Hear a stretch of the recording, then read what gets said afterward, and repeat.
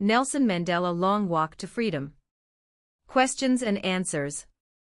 1. Where did the ceremonies take place? Can you name any public buildings in India that are made of sandstone?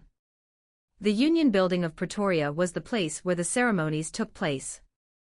The Parliament House in New Delhi, the Rashtrapati Bhavan in New Delhi, the Supreme Court of India in New Delhi, and the Madras High Court in Chennai are all notable sandstone monuments in India. 2. Can you say how May 10th is an autumn day in South Africa? South Africa lies in the southern hemisphere. Hence, the autumn season falls in May. It was the day of South Africa's largest gathering, with many international leaders in attendance to witness the installation of the country's first non-racial democratic government. 3. At the beginning of his speech, Mandela mentions an extraordinary human disaster. What does he mean by this?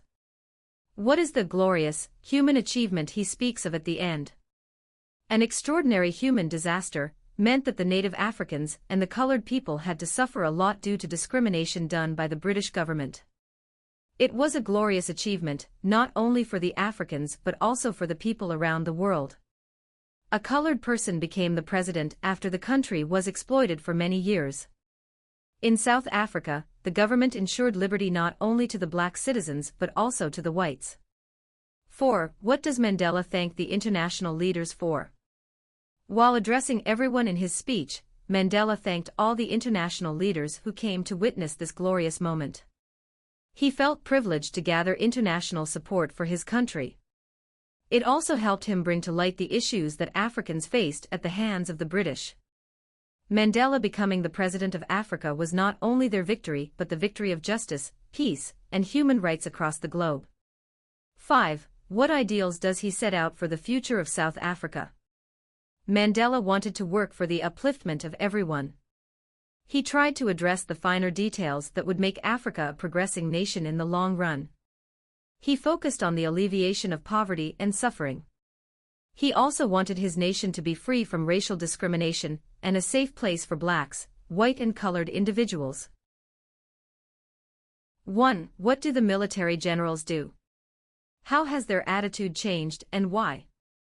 The military earlier arrested and disrespected the blacks. But after Mandela became the president of South Africa, the highest military generals of South Africa saluted Mandela and pledged their loyalty towards the new emerging Africa. 2. Why were two national anthems sung?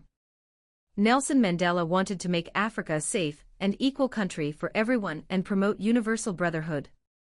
So on the day of the inauguration, one national anthem was sung by whites and the other by blacks. 3. How does Mandela describe the systems of government in his country? In the first decade, the racial discrimination between the blacks and the whites set themselves on higher pedestal and created grounds for one of the gravest racial discrimination the world had ever known.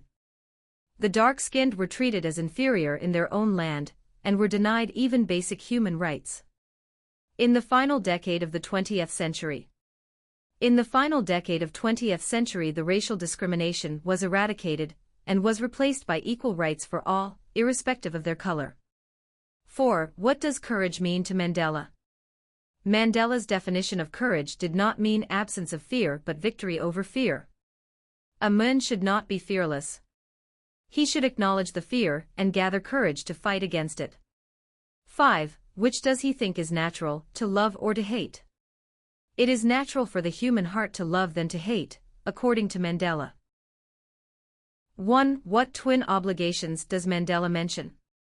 Mandela mentions that every man shoulders responsibility first towards his family, wife, children, and parents and towards his nation and community. 2. What did being free mean to Mandela as a boy and as a student?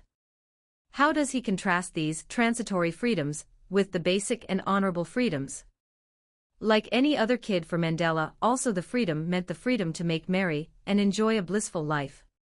He was allowed everything till the time he followed the rules laid out by his father and the tribe.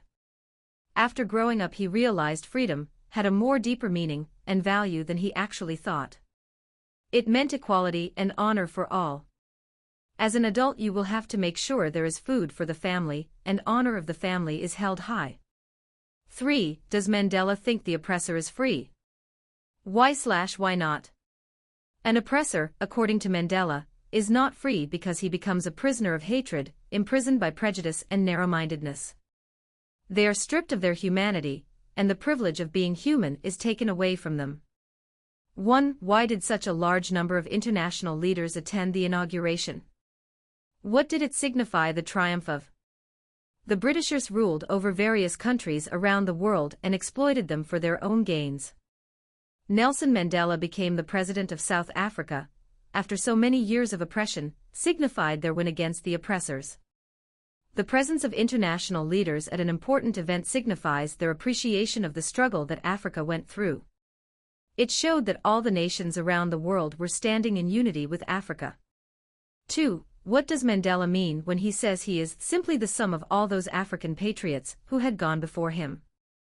Mandela was inspired by the passion of individuals and freedom fighters, who had in their hearts a desire to free their country from the shackles of British oppression.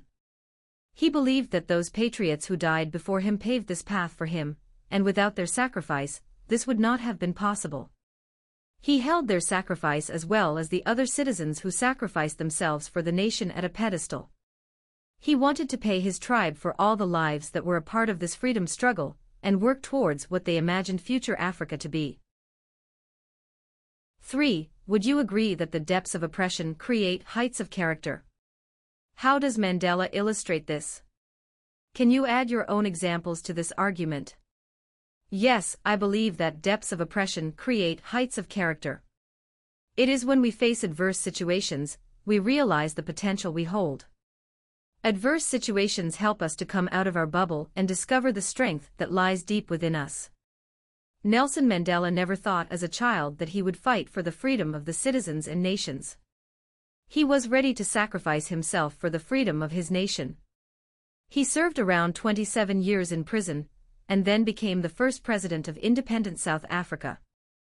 4. How did Mandela's understanding of freedom change with age and experience? Since Mandela was a part of an African tribe, he was shouldered with responsibilities from a noticeably early age. As a young boy, Mandela was concerned about his own freedom. He considered himself to be free since he wasn't imposed with any restrictions. He was just asked to abide by his father's and community's rules. As he grew up and developed a better understanding of the world, he realized how selfish his view of freedom was. He understood that it's not only his freedom that matters but also other fellow black members and the residents of the country. It was after this realized he stepped into politics to achieve this aim. 5. How did Mandela's hunger for freedom change his life? Realization about the importance of the freedom of the country hit Mandela when he was young. He valued his freedom but eventually realized that if the citizens of his country aren't free then his freedom holds no importance. He held in his heart a desire for non-racial society, and wanted everyone to have equal rights, irrespective of them being black or white. His own hunger for freedom soon grew into hunger for the freedom of his own people, and he joined the African National Congress, which acted as a stepping stone into his political career.